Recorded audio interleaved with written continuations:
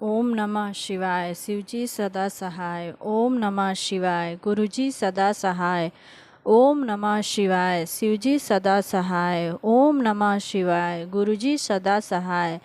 श्री शिव महापुराण द्वितीय रुद्र संहिता तृतीय पार्वती खंड अध्याय 5 हिमालय और मैना का कठिन तप, देवी का वरदान तथा मैनाक पर्वत की उत्पत्ति।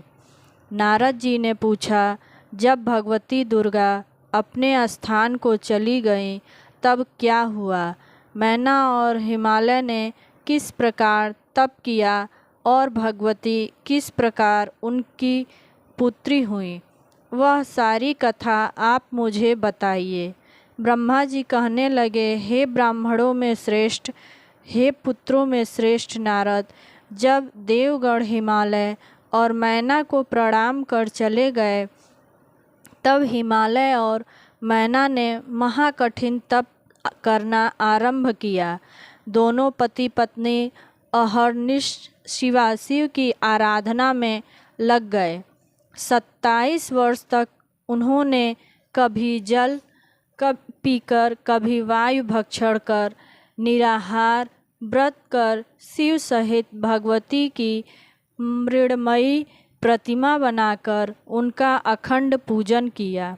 इसके पश्चात जगन्मयी उमा मैना पर प्रसन्न हुई और प्रकट होकर बोली कि हे गिरिकामिनी, मैं तुम्हारे तप से प्रसन्न हूँ।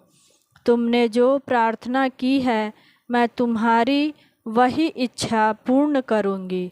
मैना ने प्रणाम कर भगवती काली की बड़ी स्तुति की।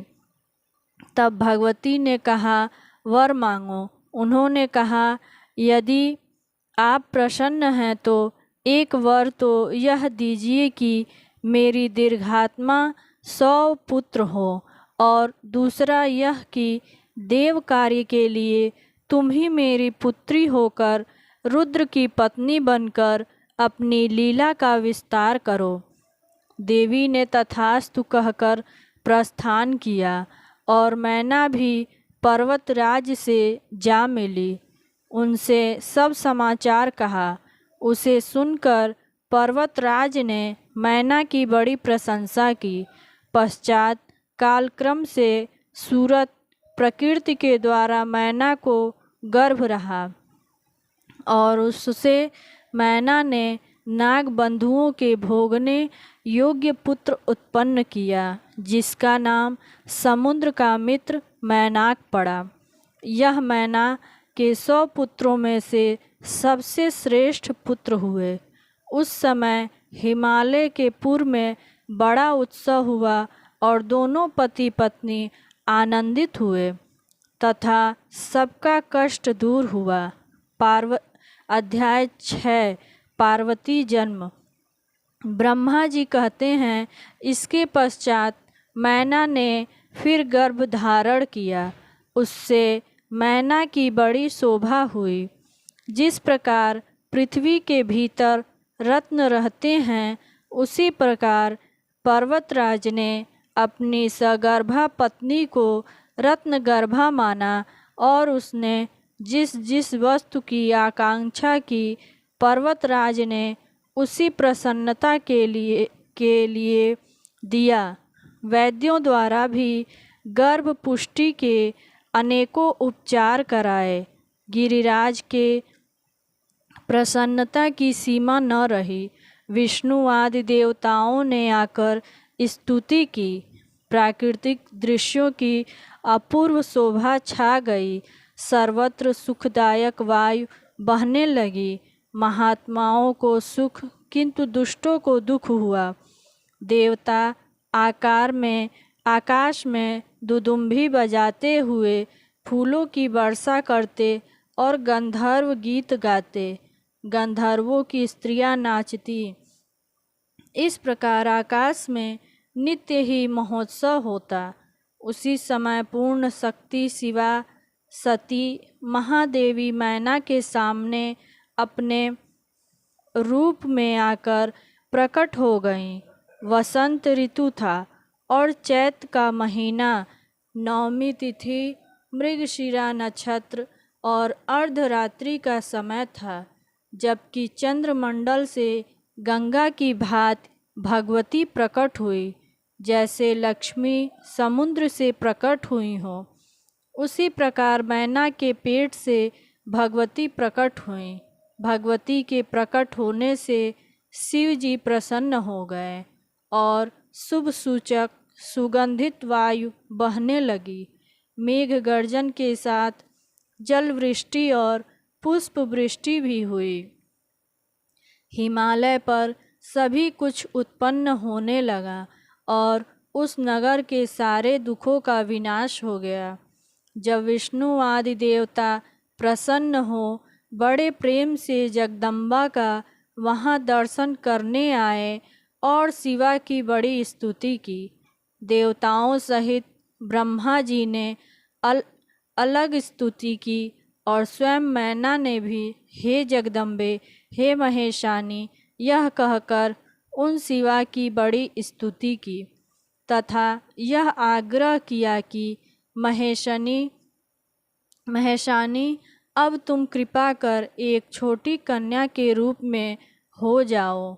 हिमालय की प्यारी मैना के यह वचन सुनते ही देवी प्रसन्न हो तत्काल ही बाल रूप में हो गई। अध्याय 7 पार्वती की बाल लीला। ब्रह्मा जी बोले, अब वह महाकाली भगवती एक छोटी सी कन्या के रूप में रुदन करती हुई ऐसी लौकिकी गति को प्राप्त हुई कि बिना तेज के मैना की शैया के चारों ओर प्रकाश फैल गया।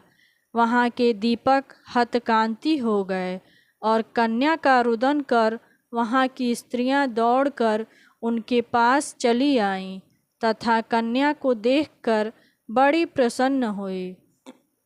शुद्ध सूचक ने जाकर गिरिराज को पार्वती का जन्म सुनाया। गिरिराज ने उसका ऐसा अमृत वचन सुनकर उसे छत्र छोड़ सब कुछ देने को कहा।